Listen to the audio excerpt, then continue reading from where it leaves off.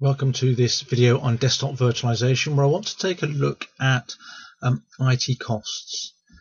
Now, in reality, when people look at desktop virtualization, mostly it's for other reasons than reducing costs. There are many other motivators why people look towards desktop virtualization. I'll cover some of those in other videos, but today I just want to take a look at IT costs and really just show you in principle why delivering virtual desktops to users and delivering IT as a service is lower cost than traditional IT. And I just want to remind you of a few things we've covered in other videos. The first around traditional IT. So typical IT systems today are built up where you have key resources in the data center that you need to get out to a user somewhere. And the way systems are built out looks a little bit like this. We've put servers in the data center to run the workloads we need to run for the organization. We have networks that connect people to those resources.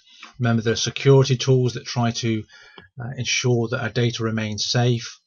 People have devices on or under their desks to get to their IT resources, and then there are sets of management tools to try to help IT manage all these different components.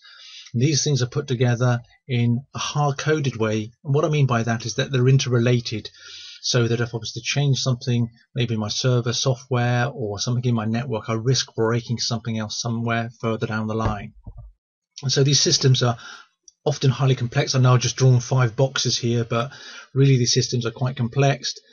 Lots of the parts are interrelated, and so they're difficult to change because of the interdependency on those separate components. And that means that this complex environment consumes a lot of the IT resources, and something in the order of 90% of IT spend and IT time are spent keeping this type of infrastructure running, keeping it working, because of this hard-coded nature of the system as well, because things are so interrelated that when I do change things, I risk breaking something else. So I have to move forward with caution, if you like, when I'm making changes. Now, contrast this with the desktop virtualization approach, which is about delivering IT as an on-demand service. So now I have my infrastructure in the data center where I build scale and efficiencies, and I can deliver out my desktops as a service. So my desktops are running on some infrastructure in the data center. Then over the delivery network, I can send out a screen representation of my desktop to whatever device my users have.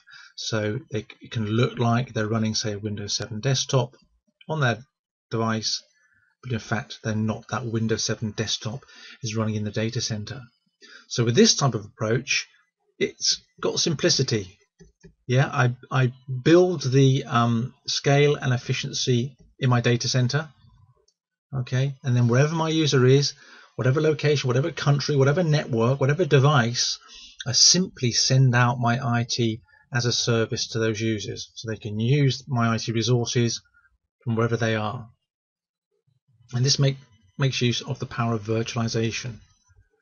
So I can have in my data center simple images to create my desktops and IT services for my users. So single instances of my operating system, single instances of each of my key applications, and then store my profiles of my users in the data center, and then dynamically assemble them into a virtual desktop and deliver out as a service to my users. So I guess what I'm trying to get across in this video is that this type of approach that we have here, the one with virtual desktops and delivering IT as an on-demand service, is inherently more simple than the complex traditional network where we build out these complicated infrastructures that are all highly interdependent. And so it's going to cost more if I want to make a change here. It's going to cost more if I want to add new users or build out to new locations.